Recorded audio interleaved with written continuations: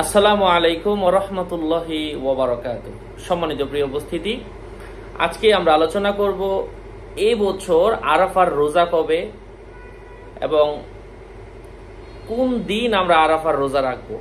এই বিষয়টা আজকে আমরা এই ভিডিওতে জানবো ইনশাআল্লাহ।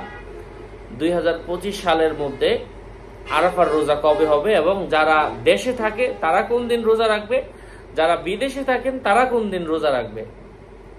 এই দেশে আরাফার রোজা দেশের আকাশে বুধবার 28 মে পবিত্র জিলহজ মাসের চাঁদ দেখা গিয়েছে।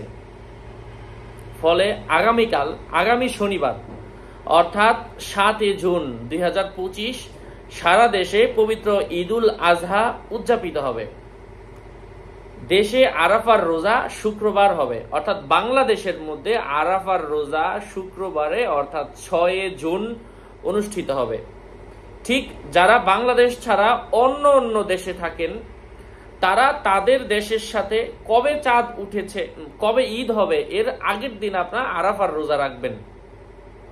বিশেষ করে যারা সৌদিতে থাকেন, মালয়েশিয়াতে থাকেন, দুবাইতে থাকেন, তারা বাংলাদেশে যেহেতু 7 তারিখে ঈদুল আজহা উদযাপিত হবে, 6 তারিখে আরাফা, তাহলে আপনাদের ঈদ হবে 6 তারিখে এবং আপনাদের আরাফাতের দিবস হচ্ছে 5 তারিখে।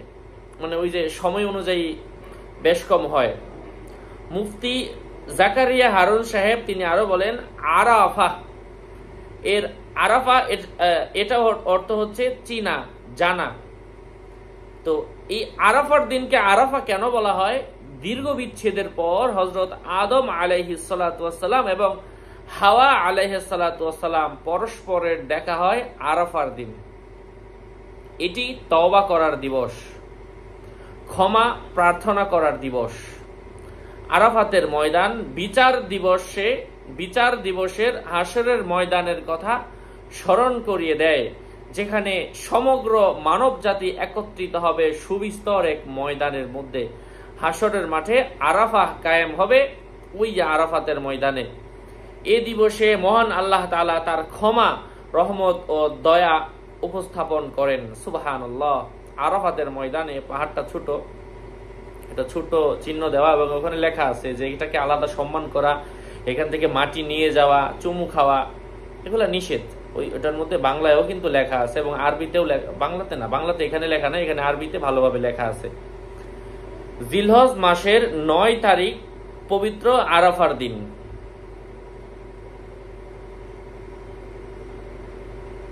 এবারের হজে সৌদি আরবে অবস্থানকারীদের জন্য সেই দিনটি হলো বৃহস্পতিবার অর্থাৎ 5 জুন। আর সৌদি আরবের বাইরের দেশে অবস্থানকারীরা সঠিক মত অনুযায়ী জিলহজের চাঁদ ওঠা সাপেক্ষে নিজ দেশের সঙ্গে মিলিয়ে 9 জিলহজ রোজা রাখবেন। বাংলাদেশের আরাফার রোজা হবে শুক্রবার 6 জুন। আরাফার দিনের রোজা মূলত একটি হাদিসে আরাফাতের দিনের একটি রোজার কথা এসেছে।